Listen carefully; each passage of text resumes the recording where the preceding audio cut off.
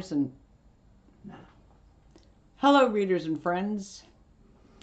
Today is Wednesday, February the 16th, 2022. Thanks for being here. And just a quick note before we get started. We're in the process of some technological transitions, and here's hoping, fingers crossed, that we can avoid last week's Murphy's Law surprises. And more on Murphy's Law later. I really want to thank those of you who hung in there with us. Surprising, and I don't like surprises like that, right? And so I started my first chat of the year on Wednesday, January the 5th, 2022, with this line. Left to my own devices, I am the original glass half empty gal. It is by sheer willingness that I now live life with the glass half full. Last Wednesday was a good example. February 9th has always been a momentous day for me. And for the past 22 years, this day is of specific importance. It's the birth date of my son, who died 22 years ago. And on February 9th, for the last 22 years, AC and I have commemorated this day by visiting the lighthouse, my son's favorite place on Westcliff Drive. We did this last week after my chat. For the first 20 years, we stopped at the Safeway on Morrissey Boulevard, where I purchased 2 plain white balloons with plain white ribbon. At the lighthouse, one of us would say a few words and then let the balloons go. Over the years, one or both balloons have ended up in some pretty unforeseen locations, proving to me without a doubt there is a higher power, and it isn't me. For the last few years, in respect to the environment, we have skipped the balloons. So last week I wrote a piece about grief that arises with years of living with it. As with everything we make, perform, act, achieve, repair, organize, for years when the action is not just habit but felt, completed with intention, deliberation, it is then something that becomes part of us. So it is with my grief. I have lived with this grief for 22 years. I am no longer a novice griever. I am no longer emotionally frozen or frantically looking for meaning. I am no longer bargaining. I am no longer consumed with rage or hopeful that someday a grandchild will show up at my front door and he will look so much like my son I will know them in a nanosecond. And I do have to admit that I'm sometimes envious of my friends who have grandchildren they hang out with. What I feel today is a seasoned grief. Last year we met a young 40-something-year-old woman who graciously described my and AC's aging body as time ripened. That was a heartening descriptor for me, one that I'm able to accept much better than just old. I feel my grief has ripened, changed, evolved, seasoned. I have changed and come to accept my grief and not want to push it away or hate it away. My grief still bubbles. I still get teary, and sometimes I have a good cry. Sometimes I still feel a breeze from out of nowhere, and I am comforted. In writing last week's chat, I described how grief and death were part of my books, the romances as well as the women's books. I have learned that death is a natural process of life. AC and I are currently editing Book 8 of the Walkerville Desires series called Reflection. Although no deaths occur in this book, there is a mention of someone's passing. There's two love stories in this book. Those of you who follow the series will know two of the characters who fall in love with newcomers from Walkerville, one who's just visiting. And then there's book 9. AC actually only knows snippets of this book. He has not read it yet. I first wrote this draft in April 2019.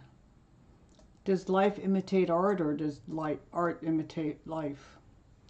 This one is tentatively called Rumination. A woman runs away from her life, ending up in Walkerville. It's obvious to everyone that she has a great grief. Slowly, she tells her story to a few new friends. Several years ago, she lost a loved one to the bleak, the strangest earthquake ever recorded.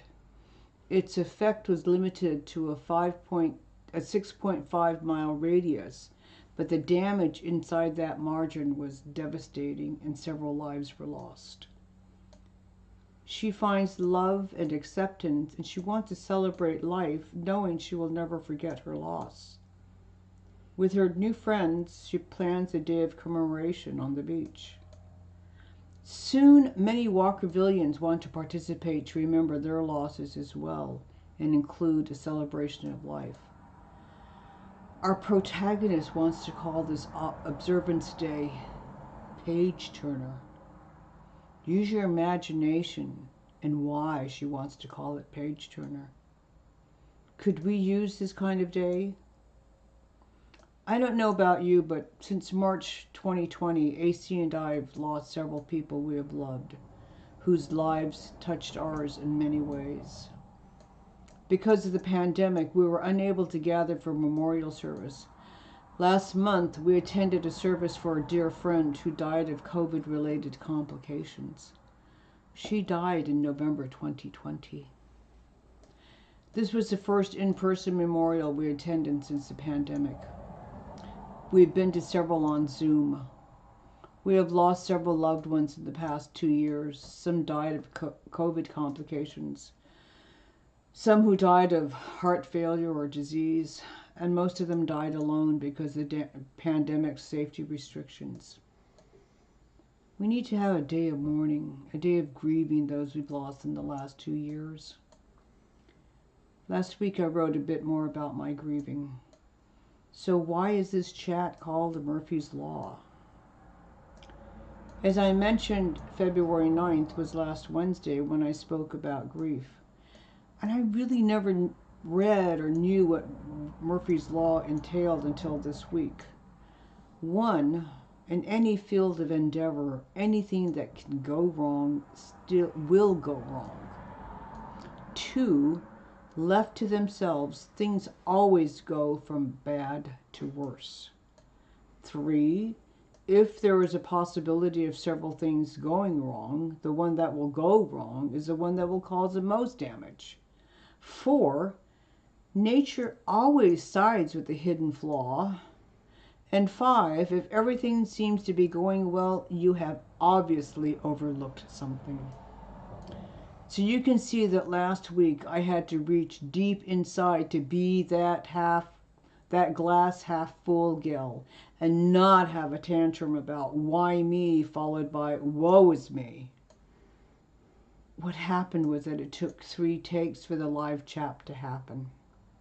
1, the first take had visual but no sound.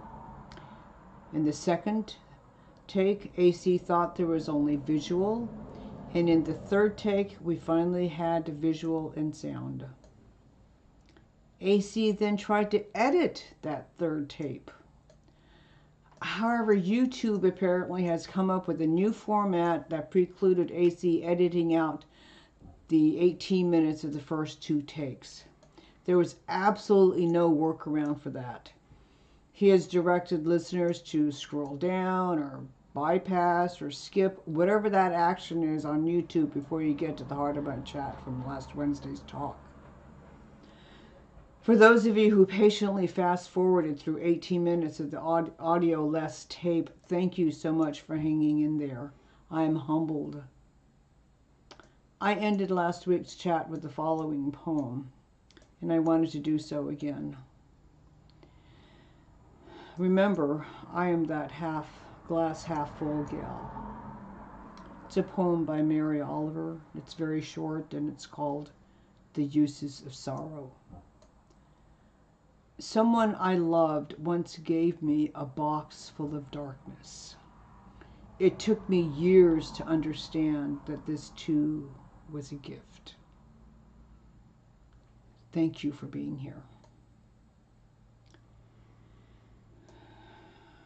So before I shift gears to give you a progress report on Reflection, Book 8 in my Walkerville Desires series, which is scheduled for release in late spring, I want to remind us all of those earlier days of the pandemic, the disorienting journey into unknown territory, the mad scrambles to find suitable face masks.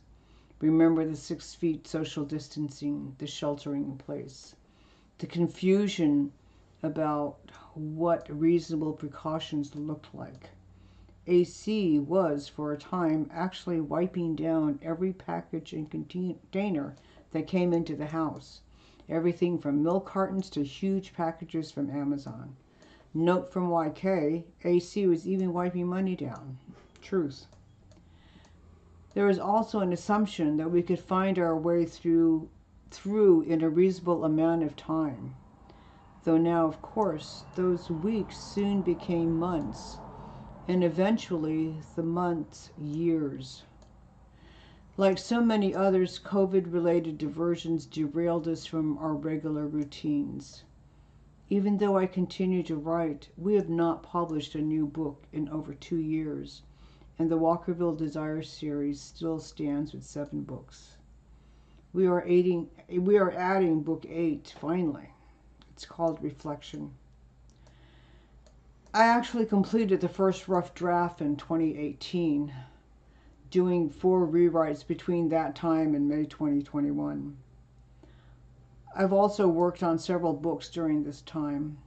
I was being productive writing. I have a stash of books that need revisions and edits. We've been working on book 8 since the first of the year. With the 2-year hiatus, we've sort of lost our chops as far as the process is concerned. Our expectation is to get the editing completed and out to our beta readers by early March. AC tells me he has a crew for this book fairly well firmed up, but there is still time to slip 1 or 2 more folks into the roster if you're interested. Drop him an email at the address in the description below. So that's it for today, folks. As always, I'm grateful for your kind attention, and I would love to hear back from you. You can leave a note in the comments here or drop me a line through Facebook, Instagram, or email. All the particulars are down below in the description. And before we close, I want to remind you to like this video just down below me here and click that red subscribe button to make sure you're notified of all that happens on my YouTube page. Also, if you know someone you think would like to join us, please give them my new YouTube links. I continue to learn from you, and the more folks in the conversation, the more interesting it becomes. Of course, new readers are always welcome as well. Far better for any advertising is a personal recommendation.